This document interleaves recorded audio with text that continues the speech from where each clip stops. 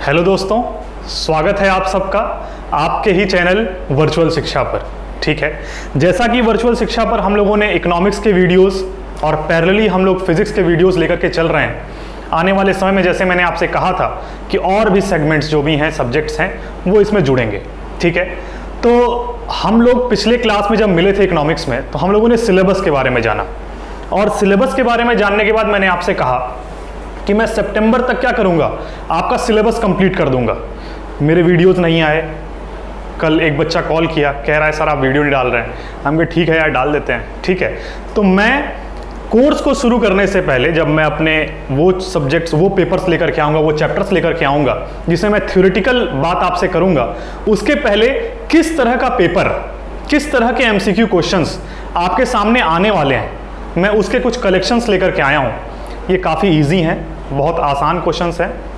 आपके स्कूल वगैरह चल रहे हैं, आपने कुछ जगहों पे कई सारी चीज़ें पढ़ी होंगी। आप देखिए आप इसमें से कितना कर पा रहे हैं, और नहीं कर पा रहे हैं तो भी टेंशन नहीं लेना है। क्यों? क्योंकि आने वाले वीडियोस में हम लोग इसके बारे में डिटेल्ड स्टडी करने वाले हैं। ठीक है, उसमें मैं आपको बताऊंगा कि देखिए उस दिन ये वाला MCQ था जो हम लोग थ्योरी में उस चीज़ को पढ़ेंगे। मेरी बात समझ रहे हैं आप? चलिए, तो उसी हिसाब से इकोनॉमिक्स के आज मैं 30 क्वेश्चंस आपके सामने मैक्रो इकोनॉमिक्स से सिर्फ लेकर के आया हूं, इंडियन इकोनॉमी नहीं। और दूसरी चीज, आपको अपने एग्जाम के लिए जो टर्म 1 का एग्जाम है या टर्म 2 का एग्जाम है, मेनली अभी फोकस टर्म 1 पे है, आपको केस स्टडी तैयार करना पड़ेगा। केस स्टडी का मतलब जो चीजें आपके आमने सामने इधर उधर हो रही हैं, आप उसको इग्नोर नहीं कर सकते हैं। आप इकोनॉमिक्स स्टूडेंट होते हुए कब मॉनेटरी पॉलिसी में बैंक रेट चेंज हो रहा है, रेपो रेट चेंज हो रहा है, आप इसको इग्नोर नहीं कर सकते हैं। इकोनॉमी की क्या कंडीशन है, उस हिसाब से रेपो रेट बढ़ रहा है कि घट रहा है, आप इस चीज को चेंज नहीं कर सकते हैं। आप इस चीज को समझना पड़ेगा आपको, क्यों ऐसा हो रहा है। बात मेरी समझ में आ रही है? इसी को केस स्टडी कहते हैं। तो हम लोग जब अपने चैप्टर्स पे आएंगे तो पूरे डिटेल में उसके बारे में बात करेंगे, जो चीजें थ्योरी यहां पर है और जो चीजें हो रही हैं। लेकिन आज पहले हम क्या करते हैं, 30 क्वेश्चंस के कुछ MCQs को हम लोग मैक्रो इकोनॉमिक्स के देख लेते हैं। ठीक है ना, जो बहुत ही इजी हैं, बहुत ही सिंपल हैं। पहला क्वेश्चन देखिए, the currency that government has declared as a legal tender but it is not backed by any physical commodity is known as. जब मैंने मनी पढ़ाया था, मेरे कुछ वीडियोस पुराने पड़े होंगे, आप उनको अगर देखेंगे, मैंने जब मनी स्टार्ट किया तो जब मैं फॉर्म्स ऑफ मनी पे आया तो मैंने लीगल टेंडर शब्द का एक जगह इस्तेमाल किया। और कब किया? जब मैंने आपको हमारे प्राइम मिनिस्टर के एक स्पीच को याद दिलाया। प्राइम मिनिस्टर ने एक रात 8 नवंबर को रात को 8 बजे आकर के हम सबसे क्या कहा कि आज रात 12 बजे के बाद 500 और 1000 के पुराने नोट लीगल टेंडर नहीं होंगे। इसका मतलब यह हुआ कि आज रात 12 बजे के बाद से आपके वो 500 और 1000 के पुराने नोट सरकार एक्सेप्ट नहीं करेगी। बात समझ में आ रही है? सरकार एक्सेप्ट नहीं करेगी, बैंक एक्सेप्ट नहीं करेगा। बात समझ में आ रही है? तो यानी कि वो अब मनी, वो नोट अब किसी काम के नहीं, कागज के टुकड़े के बराबर हो गए। तो ये हमने किस फॉर्म में पढ़ा था? ये हमने फिएट मनी में पढ़ा था। ये हमने कहां पढ़ा था? फिएट मनी में, जहां हमने 4 फॉर्म्स पढ़े थे। कौन कौन से? फिएट मनी, फिड्यूशरी मनी, हम लोगों ने पढ़ा था फुल बॉडीड मनी, हम लोगों ने पढ़ा था क्रेडिट मनी। फिएट मनी में हमने क्या कहा? जो हमारे लीगल टेंडर मनी होंगे। फिड्यूशरी में हमने क्या कहा? हमने कहा जो ट्रस्ट के बेसिस पे, यानी चेक काट के दे दिया। अब पता चला कि आप ही हैं, बहुत खुश हो गए कि नहीं सर आपके साल भर के जो कोचिंग आप पढ़ाते हैं उसका हम पेमेंट कर देंगे। हम भी खुश हो गए, कर दो यार। तो तुम क्या किए? आपने क्या किया?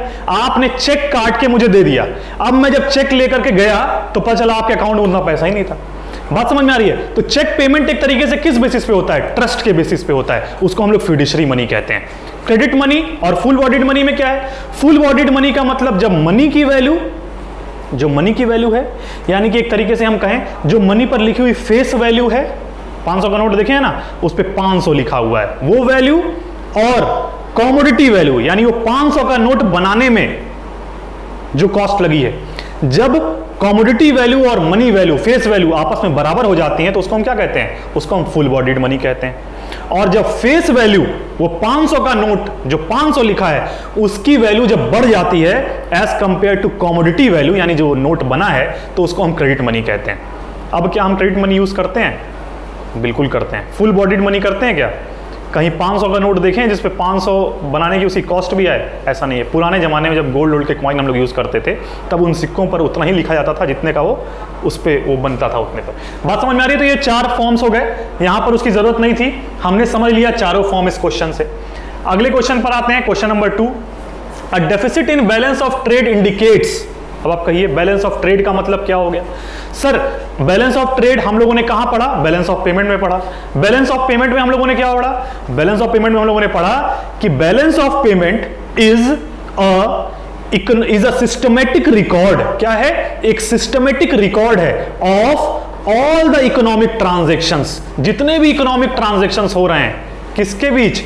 एक कंट्री और रेस्ट ऑफ द वर्ल्ड के बीच जितने भी इकोनॉमिक ट्रांजैक्शंस हो रहे हैं उन्हीं का systematic record balance of payment कहलाता है। लेकिन ये इकोनॉमिक ट्रांजैक्शन जो शब्द लिखा है इसका मतलब क्या हुआ? इकोनॉमिक ट्रांजैक्शन किस किस रूप में हो सकता है? वो विजिबल आइटम्स हो सकते हैं, वो आइटम्स जो बॉर्डर क्रॉस करते हुए हमको दिखते हैं उसी को हम विजिबल आइटम्स कह देते हैं। वो इनविजिबल आइटम्स हो सकते हैं जैसे हम सर्विसेज प्रोवाइड करते हैं। वो यूनिलेटरल ट्रांसफर होता है जिसमें गिफ्ट वगैरह आ गया। वो कैपिटल ट्रांसफर हो सकता है जिसमें एफडीआई आ गई, पोर्टफोलियो हो गया। बात समझ में आ रही है? ये सारी चीजें बात समझ में आ रही है? तो यहां पर हम क्या बात कर रहे हैं? यहां पर हम कह रहे हैं deficit in balance of trade. Balance of trade, balance of payment तो हमने बता दिया। बैलेंस ऑफ ट्रेड का मतलब, बैलेंस ऑफ ट्रेड का मतलब जब हम सिर्फ और सिर्फ इकोनॉमिक ट्रांजैक्शंस में से सिर्फ विजिबल आइटम्स की बात करते हैं तो वो बैलेंस ऑफ ट्रेड कहलाता है। बात समझ में आ गई? बैलेंस ऑफ पेमेंट जिसमें इकोनॉमिक ट्रांजैक्शंस विजिबल भी होंगे, इनविजिबल भी होंगे, यूनिलैटरल भी होंगे और कैपिटल भी होंगे। लेकिन बैलेंस ऑफ ट्रेड में सिर्फ विजिबल होंगे। बात समझ में आ रही है? वो विजिबल ट्रेड। अब इसमें आप बताइए डेफिसिट का मतलब घाटा। घाटा आम भाषा में तो कब हम घाटे में होंगे ट्रेड में? जब हमारा इंपोर्ट ज्यादा होगा। जब हम ज्यादा इंपोर्ट करेंगे तो क्या होगा? हम सामान ज्यादा बाहर से मंगाएंगे तो फ्री में तो मंगाएंगे नहीं, फॉरेन एक्सचेंज उसको देंगे, पैसा देंगे। तो ज्यादा पैसा हमारे यहां से क्या होगा? बाहर जाएगा। तो हमारा जो बैलेंस ऑफ ट्रेड है वो डेफिसिट में चला जाएगा। बात समझ में आ रही है? यानी जब इंपोर्ट ज्यादा हो जाए एक्सपोर्ट से तो हम उसको क्या, कौन सी कंडीशन कहेंगे? Deficit in balance of trade. बात समझ में आ रही है? क्वेश्चन नंबर 2 पे ही है अभी तक, लेकिन काफी चीजें हम लोगों ने देख लिया। आते हैं क्वेश्चन नंबर 3 पर। क्या है question number 3? In case of deficit in budget the government of India borrows money from central bank by selling its securities, the whole process is known as. अब मान लीजिए सरकार, जैसे सरकार डेप्ट लेती है, कर्ज लेती है, कर्ज लेगी, कर्ज लेने के बाद डेफिसिट की कंडीशन आ जाएगी। बजट जो होगा उसका, बजट डेफिसिट में कब होगा? घाटे की बात मैंने डेफिसिट में कही ना, बजट जो हमारा है वो घाटे में कब रहेगा? अगर मान लीजिए हम इंडिविजुअल हैं तो हमारा बजट घाटे में कब रहेगा? जब हमारा खर्च बढ़ जाएगा और हमारे पास जो इनकम आ रही होगी वो कम आ रही होगी, तभी तो हम घाटे में रहेंगे ना। उसी तरीके से सरकार का बजट यानी गवर्नमेंट बजट वो कब घाटे में रहेगा? जब सरकार का खर्च ज्यादा हो जाएगा और सरकार के पास जो रिसिप्ट आ रही होगी वो कम होगी, तो वो डेफिसिट में होगा। उस डेफिसिट को दूर करने के लिए सरकार क्या करती है? डेफिसिट फाइनेंसिंग करती है। बात समझ में आ रही है? डेफिसिट फाइनेंसिंग करती है, जो आपका ऑप्शन नंबर बी है। ठीक है, इसके बारे में हम लोग और डिटेल में पढ़ेंगे जब हम लोग बजट चैप्टर पढ़ेंगे। ठीक है, क्वेश्चन नंबर 4 पर आते हैं। The instruments which are used to regulate the directions of credit is known as.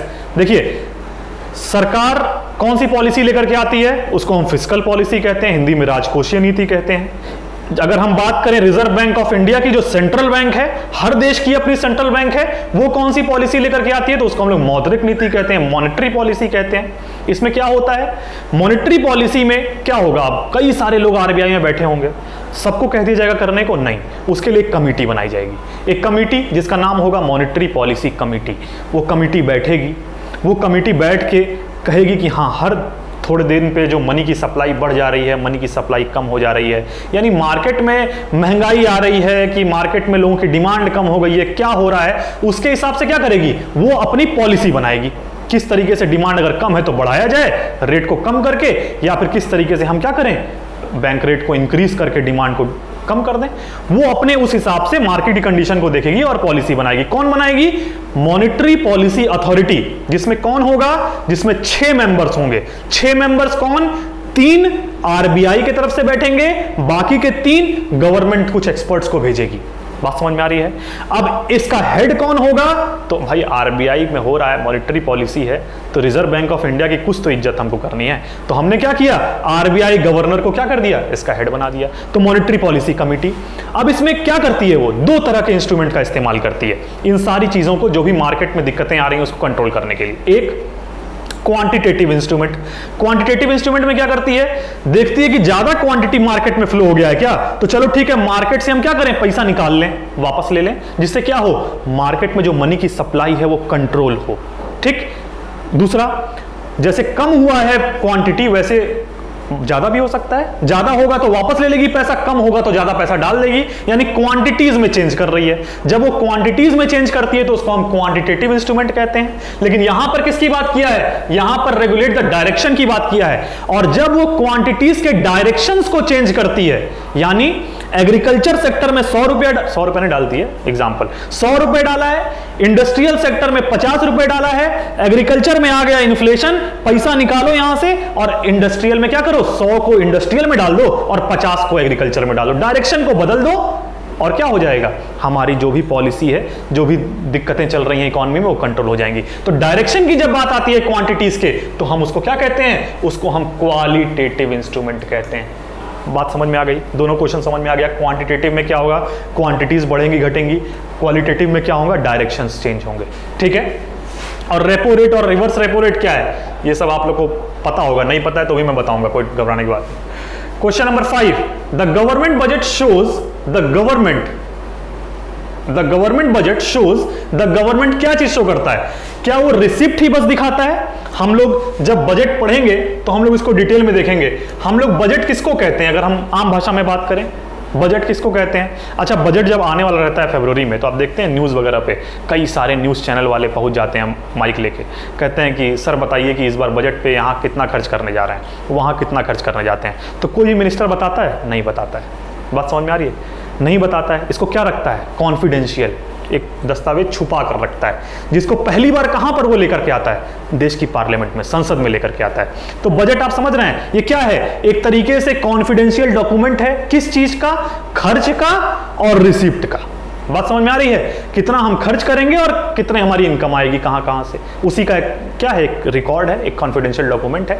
अब यहां पर क्या लिखा है कि बजट में क्या क्या चीजें सरकार की होती हैं। क्या सरकार का सिर्फ रिसिप्ट होता है, क्या सरकार सिर्फ खड़े होकर यह बताती है कि हमको यहां से इतना आया, यहां से इतना आया, या वो साथ में यह भी बताती है कि हम कहां कितना खर्च करने जा रहे हैं, यहां उतना खर्च करेंगे, वहां उतना खर्च करेंगे, वहां उतना खर्च करेंगे। हाँ, आप लोग जब न्यूज देखेंगे, जब ये पूरी बजट की कहानी देखेंगे, तो इसमें रिसिप्ट की कहानी सरकार नहीं बताती है, फाइनेंस मिनिस्टर नहीं बताते हैं। क्यों नहीं बताते हैं? क्योंकि बजट हमारा कब आता है, बजट हमारा 1 फेब को आता है। 1 फेब को आता है। 1 फेब को निर्मला सीतारमण अभी प्रेजेंट में खड़ी हो गई कहीं कि हम इस सेक्टर में इतना खर्च करने जा रहे हैं, इसमें इतना करने जा रहे हैं, इसमें इतना करने जा रहे हैं, एक नया प्रोजेक्ट लेकर के आए, उसमें इतना करने जा रहे हैं। खर्च की बात कर ली। अब खर्च की बात, उनको रात को सपना आया होगा बजट के एक दिन पहले कि नहीं यहाँ इतना करना है, यहाँ ऐसा कुछ नहीं होता है। कई सारी मिनिस्ट्रीज हैं इस देश में, वो सारी मिनिस्ट्रीज अपनी अपनी बात फाइनेंस मिनिस्टर तक पहुंचाते हैं कि हमारे में इतने की कमी है, हमको इतने की जरूरत है, हमको इतने की है, इतने की है, इतने की है, सब लोग बताते हैं। उसी हिसाब से फाइनेंस मिनिस्टर क्या करते हैं, एक बजट बनाते हैं। बात समझ में आ रही है? अब 1 फेब को जब वो इस हिसाब से कितने की जरूरत है अपने खर्च का ऐलान कर दिए, अब ये इंप्लीमेंट कब से होता है, फाइनेंशियल ईयर आपका 1 अप्रैल से। इस बीच में क्या होगा, इसी बीच में क्या होगा, जो एक्सपेंडिचर बोले हैं इसके लिए रिसिप्ट इकट्ठा करना शुरू होगा।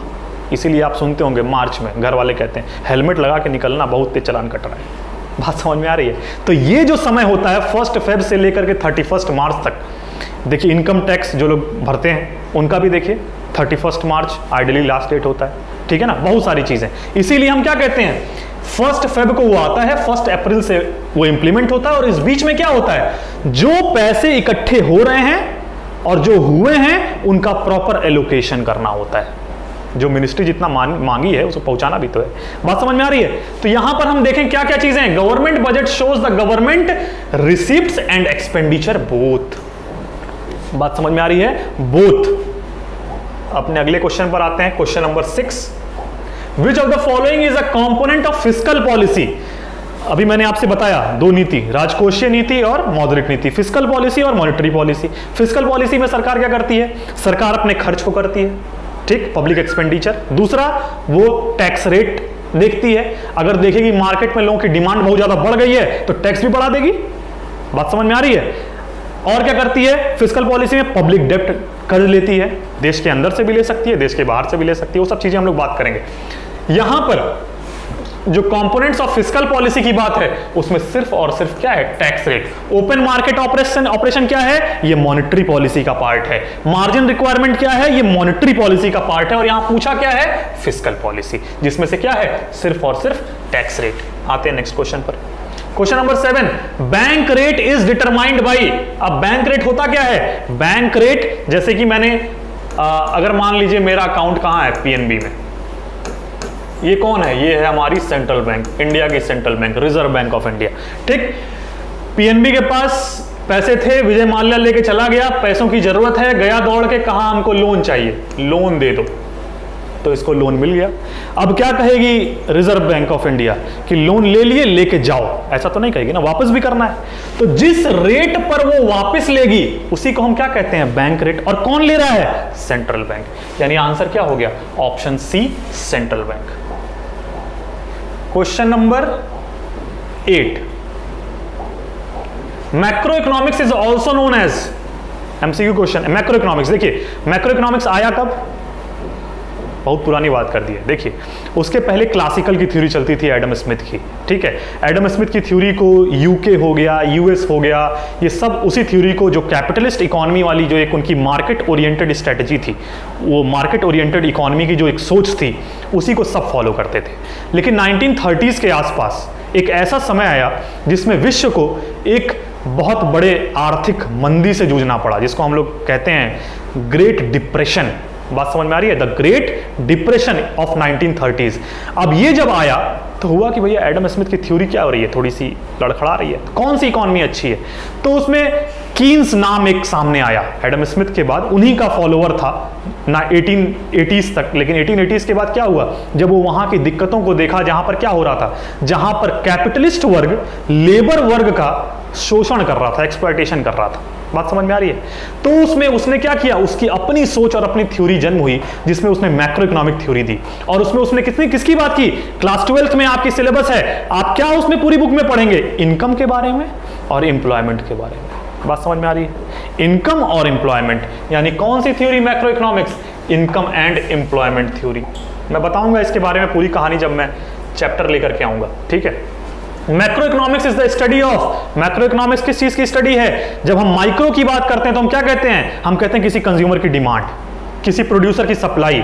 लेकिन जब हम मैक्रो इकोनॉमिक्स की बात करते हैं तो हम क्या कहते हैं? Aggregate demand, aggregate supply. यानी किसकी स्टडी है? ये एग्रीगेट्स की स्टडी है। आते हैं नेक्स्ट क्वेश्चन पर। Question number 10, economic transactions include. अभी मैंने आपसे बैलेंस ऑफ पेमेंट के बारे में बात किया, उसमें मैंने इकोनॉमिक ट्रांजैक्शन के बारे में कहा, क्या कहा? Visible items, invisible items, unilateral items. तो देखिए चारों हैं, यानी ऑल ऑफ द अबव।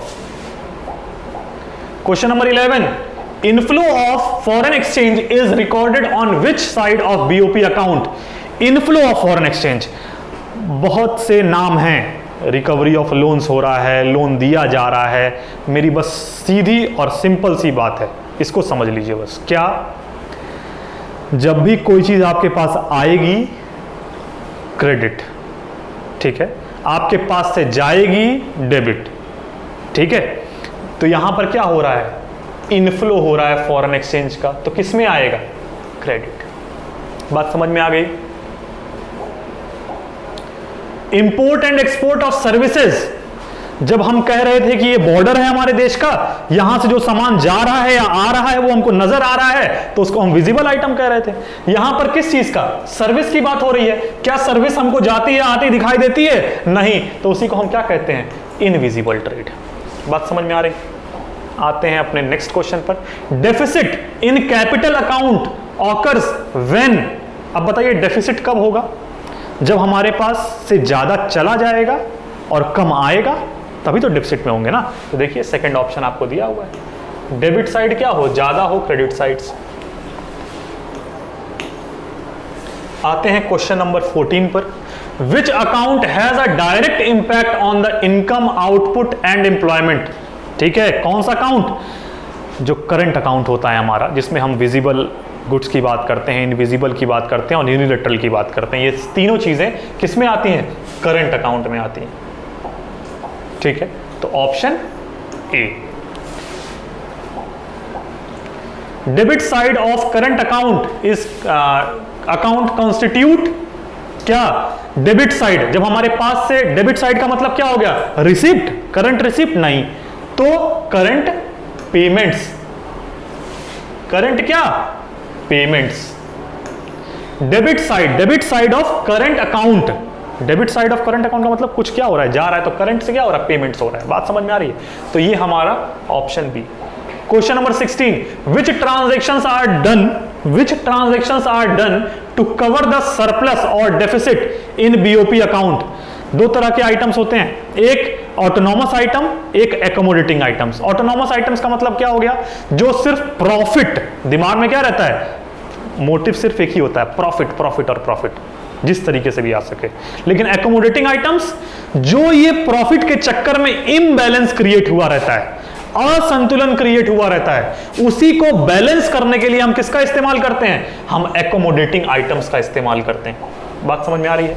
तो इसका आंसर क्या हो गया? Option B, accommodating. Which of the following is not the function of commercial bank? क्या कॉमर्शियल बैंक डिपॉजिट एक्सेप्ट करती है? हाँ, जाइए कर लेगी।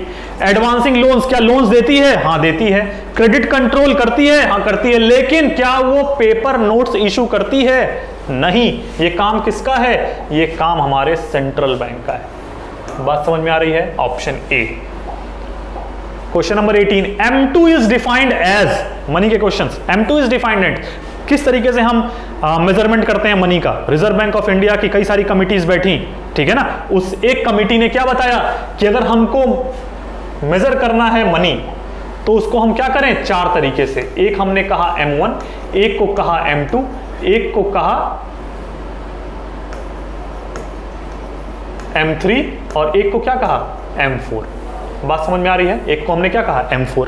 M1 का मतलब क्या हो गया? M1 का सीधा सा मतलब हुआ जब हम currency held by the people, जो करेंसीज लोगों के पास हैं, प्लस डिमांड डिपॉजिट और प्लस अदर डिपॉजिट्स को हम जोड़ लेते हैं तो हमको M1 मिलता है। डिटेल में क्यों जोड़ते हैं, क्या होता है, हम लोग बात करेंगे। डिमांड डिपॉजिट क्या है, सारी चीजें जब चैप्टर पे आएंगे। M2 क्या होता है? जब हम M1 में क्या ऐड कर देते हैं? क्या केवल पैसा हमारा इधर ही उधर बैंक में पड़ा है? नहीं, हमारा पैसा सेविंग अकाउंट पोस्ट ऑफिस में भी है। जो हम इसको काउंट करते हैं saving deposits with post office, तो हमारा क्या बन जाता है? M2 बन जाता है। बात समझ में आ रही है? इसलिए इसका आंसर क्या हो जाएगा M2 का? M1 plus saving deposits with post office. जब M3 पे आते हैं तो क्या होता है? M1 में जब हम टाइम डिपॉजिट ऐड कर देते हैं तो M3 हो जाता है। जब हम M4 पे आते हैं तो क्या होता है? जब हम M3 में, किसमें? M3 में जो हमारा पैसा deposit with post office, total deposits of post office का ऐड कर देते हैं तो हमको M4 मिल जाता है। बात समझ में आ रही है? जब हम लोग चैप्टर पे आएंगे तो उसको डिटेल में बात करेंगे। Bills of exchange are sometimes known as near money, बात करेंगे जब इसके बारे में हम लोग आएंगे चैप्टर पे, ठीक है। Which bank is called lender of last resort? कौन सा है? जब कोई रास्ता किसी के पास नहीं बचता है, जब कई सारे विजय माल्या पैसा लेके चले जाते हैं, तो सारी कॉमर्शियल बैंक्स किधर देखती हैं?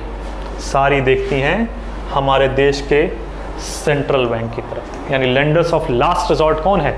Central bank. Question number 21, the market where national currencies are traded for one another is known as. तो नेशनल करेंसीज की बात हो रही है। हम लोग क्या पढ़ेंगे? हम लोग फॉरेन एक्सचेंज रेट पढ़ेंगे। उसमें हम क्या देखेंगे कि रेट को हम किस तरीके से डिटरमाइन करते हैं, क्या करते हैं। लेकिन उसी का एक मार्केट होता है जहां पर इन करेंसीज का एक्सचेंज होता है। कौन सा मार्केट कहलाता है? उसको हम फॉरेन एक्सचेंज मार्केट कहते हैं। बात समझ में आ रही है? तो ऑप्शन क्या हो जाएगा? Option number B. डिटेल में बात करेंगे जब चैप्टर पे आएंगे, टेंशन नहीं लेना है। Question number 22, the operation of daily nature in foreign exchange market is known as. दो तरह के, जैसे कोई डील किए हम किसी से और कह दिए कि नहीं तुरंत ट्रांजैक्शन हो जाएगा, तुरंत ऑन द स्पॉट। किसकी बात कर रहा है? डेली, आज हुआ पेमेंट हो गया, उसको हम कहते हैं स्पॉट मार्केट। क्या कहते हैं? स्पॉट मार्केट, ठीक है ना। अब एक और तरह का पेमेंट हो सकता है, इसमें हम आज सामान ले लें और फ्यूचर में कहें पेमेंट करेंगे, ठीक है ना, उसको हम क्या कहते हैं, उसको हम फॉरवर्ड मार्केट कहते हैं। आगे बात करेंगे, ठीक है। Question number 23, hybrid in management of fixed and flexible exchange rate system, जहां पर फिक्स्ड एक्सचेंज रेट सिस्टम भी हो और फ्लेक्सिबल भी, इन दोनों के hybrid fixed exchange rate system. जब फिक्स्ड एक्सचेंज रेट सिस्टम हम लोग पढ़ेंगे तो इसमें एक फिक्स्ड होता है, दूसरा फ्लेक्सिबल होता है, और तीसरा इन दोनों को मिलकर क्या बनता है, जिसको हम लोग कहते हैं, लिखने की जरूरत नहीं है, जिसको हम क्या कहते हैं, मैनेज्ड फ्लोटिंग कहते हैं। बात समझ में आ रही है? ऑप्शन क्या हो जाएगा, ऑप्शन ए। क्वेश्चन नंबर 24 पे आते हैं। When was the gold standard abandoned? 1920s में गोल्ड स्टैंडर्ड सिस्टम को हमने क्या किया, abandoned कर दिया भैया। Question number 25, other things remaining the same when in a country the market price of a foreign currency falls। अब बताइए, foreign currency, price of foreign currency falls, national income क्या होगा, नेशनल इनकम फॉल करेगा, सीधी सी बात है। क्यों fall करेगा, क्यों फॉल करेगा, कैसे आप ये बात कह दिए, देखते हैं। जैसे मान लीजिए, बात समझिएगा बहुत ध्यान से, नहीं पढ़े हैं तो भी समझ जाएंगे। $1 इज इक्वल टू 70 रुपए, $1 इज इक्वल टू 70 रुपए, मान लिए कि अभी कंडीशन, ठीक है ना। अब हम कह रहे हैं कि फॉरेन करेंसी की वैल्यू क्या हो गई, फॉल हो गई, यानी कि हमारा रुपया क्या हो गया होगा, मजबूत हो गया होगा, तभी तो उनकी करेंसी फॉल करेगी। तो हम क्या कर लें, अब $1 इज इक्वल टू अगर हम 65 रुपीज कर लें तो अब हमारी करेंसी क्या हो गई, थोड़ी ताकतवर हो गई, और फॉरेन करेंसी क्या हो गई, थोड़ी सी कमजोर हो गई। क्यों कमजोर हो गई, अगर हम इसको इस तरीके से देखें, डॉलर मतलब यूएस से, पहले हम $1 में 70 रुपए का सामान भारत से खरीद लेते थे, अब हम $1 में मात्र 65 रुपए का सामान खरीद पा रहे हैं। किसकी करेंसी तगड़ी हो गई, इंडिया की। बात समझ में आ रही है? हमारी करेंसी एज अगर हम यूएस के हैं तो करेंसी डिवैल्यूएट कर गई, या उसको हम दूसरी भाषा में डेप्रिशिएट कर गई कहेंगे। बात समझ में आ रही है? अब अगर ऐसा हो रहा है, अगर ऐसा हो रहा है तो बताइए इस कंडीशन में क्या, अगर हम यूएस के हैं तो हम ज्यादा डिमांड करेंगे इंडिया से? नहीं करेंगे। क्यों? क्योंकि उतना ही देके हमको कम का सामान मिल रहा है, तो हमारी डिमांड क्या हो जाएगी, डिमांड कम हो जाएगी। मेरी डिमांड कम होने का मतलब क्या हो गया, अब इंडिया की तरफ से देखें, इंडिया अगर यूएस की डिमांड कम हो गई, इसका मतलब मेरा एक्सपोर्ट कम हो जाएगा। बात मेरी समझ में आ रही है? मेरा क्या कम हो जाएगा, एक्सपोर्ट, और मेरा एक्सपोर्ट अगर कम होगा तो नेशनल इनकम क्या होगी, फॉल करेगी, सीधी सी बात। बात समझ में आ रही है? क्लियर हो गया? चैप्टर अगर नहीं भी पढ़े हैं तो भी ये बात समझ में आ जाएगी, ठीक है।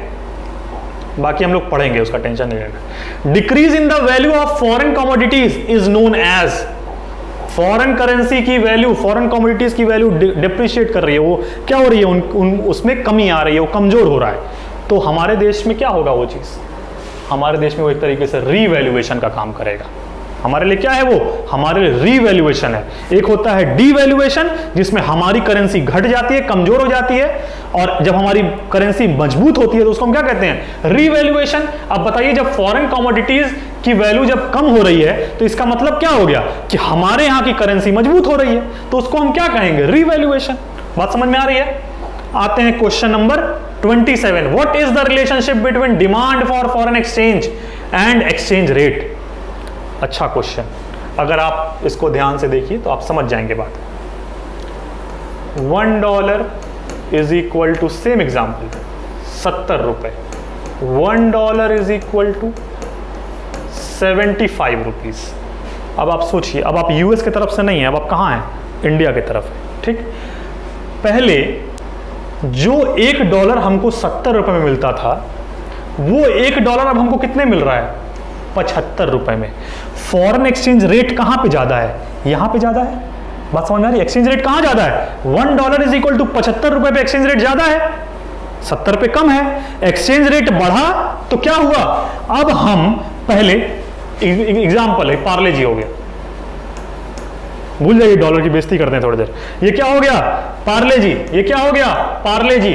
पहले जो पार्ले जी हमको 70 रुपए में मिलता था, अब वही पार्ले जी हमको 75 रुपए में मिलेगा, तो क्या हम डिमांड ज्यादा करेंगे कि कम करेंगे, कम करेंगे। यानी एक्सचेंज रेट बढ़ता है तो डिमांड कम होती है। दोनों में कैसा रिलेशन है, इनवर्स रिलेशन। क्लियर है बात? चलिए अगला क्वेश्चन,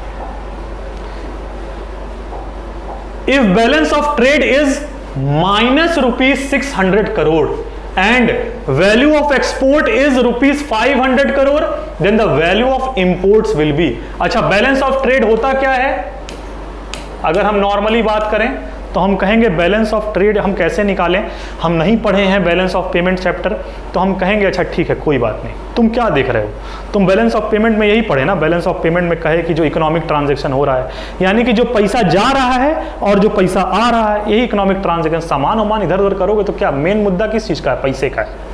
बात समझ में आ रही है? सामान का कोई वो नहीं है। हमारा क्या हो रहा है, जो पैसा फॉरेन करेंसी जा रही है और जो फॉरेन करेंसी आ रही है, कैसे निकालोगे कितने का फायदा हुआ? तो कहोगे जो गई और जो आई उसी का डिफरेंस कर दीजिए। तो बैलेंस ऑफ ट्रेड भी वही बात कहता है export minus import.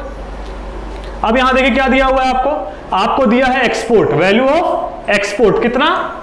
500 crore. Crore जाने दीजिए, उधर भी करोड़ है, कोई दिक्कत नहीं। और बैलेंस ऑफ ट्रेड कितना दिया है? -600 करोड़। और हमको इंपोर्ट पता करना है। अब इसमें क्या करना है हमको? हम 600 को इधर लेते जाएं, इंपोर्ट को उधर लेते जाएं, एम कितना आ जाएगा? 1100। अब करोड़ की थोड़ी इज्जत कर देते हैं, 1100 करोड़। ठीक है ना? Option number C. बात समझ में आ रही है? तो इस तरीके से हम क्या करेंगे, क्वेश्चन नंबर 28 हमारा सॉल्व हो जाएगा। Question number 29, balance of payment accounting uses which standard of accounting? दो साइड हैं इसके, क्रेडिट साइड, डेबिट साइड। तो ये कौन सा सिस्टम अपनाता है? ये डबल एंट्री सिस्टम अपनाता है। बात समझ में आ रही है? देखिए ऑप्शन आपके सामने, ऑप्शन क्या है? ऑप्शन आपके सामने है, डबल एंट्री सिस्टम। आते हैं क्वेश्चन नंबर 30, जो आज का क्या है, last question. Fiscal deficit is equal to, sir fiscal deficit क्या होता है? बजट डेफिसिट आप समझ गए, खर्च सरकार ज्यादा कर रही है, रिसिप्ट कम आया है, बजट का डेफिसिट हो गया। अब इस डेफिसिट के तीन तरह होते हैं, तीन तरीके के ये डेफिसिट्स होते हैं। किस किस तरह के? एक होता है फिस्कल डेफिसिट, एक होता है रेवेन्यू डेफिसिट, एक होता है प्राइमरी डेफिसिट। फिस्कल डेफिसिट का मतलब जब total expenditure minus total receipt की हम बात करें, लेकिन हम बोरोइंग्स को क्या करें, एक्सक्लूड कर दें। अब क्यों करते हैं इसके बारे में हम लोग पढ़ेंगे, क्योंकि थोड़ा सा हमको इसके बारे में क्या करना पड़ेगा, आपसे और बात करनी पड़ेगी, जो हम लोग अपने फर्स्ट चैप्टर जब स्टार्ट करेंगे बजट की, उसमें हम लोग डिटेल में करेंगे। ये आपको समझ में आ गई? Total expenditure minus total receipt हो रहा है तभी डेफिसिट हो रहा है, ठीक है ना? और एक्सक्लूडिंग क्या, अदर देन बोरिंग। तो ऑप्शन नंबर ए। थोड़े दिन के लिए इस चीज को ऐसे ही याद रखिए, जैसे ही वीडियो लेकर के आऊंगा पूरा डिटेल में पता अभी भी सकते हैं, लेकिन समय बढ़ जाएगा, ठीक है ना? तो ये हमारा आज का 30 क्वेश्चन था। आप इस वीडियो को देखिए, अगर आपको अच्छा लगे तो अपने दोस्तों को भी शेयर कीजिए, क्योंकि हम कौन सा एग्जाम देने जा रहे हैं, अगर हम बोर्ड्स का एग्जाम देने जा रहे हैं तो बोर्ड्स में ऐसा तो है नहीं कि हम लिमिटेशन रखे हैं कि 90% से ऊपर सिर्फ हम 10 बच्चों को देंगे। बोर्ड ऐसा कुछ कहा है क्या? नहीं, यानी उसमें कोई सीट नहीं है। अगर आपका दोस्त भी ज्यादा नंबर पा जाएगा तो आपको कोई दिक्कत नहीं होनी चाहिए। बात समझ में? दोस्त तभी तो हैं आप, ठीक है ना? तो यानी कि आपको क्या करना है, वीडियो को शेयर करना है, अच्छा लग रहा है तो लाइक भी करना है, कुछ कमी लग रही है तो कमेंट भी करना है, लेकिन रिस्पॉन्स करना है। बात समझ में आ रही है? आपके रिस्पॉन्स की जरूरत है, ठीक है ना? तो ये आज का वीडियो, फिर मिलेंगे अपने नेक्स्ट वीडियो में कुछ और क्वेश्चंस के साथ और प्रॉपर लेक्चर्स के साथ। Thank you.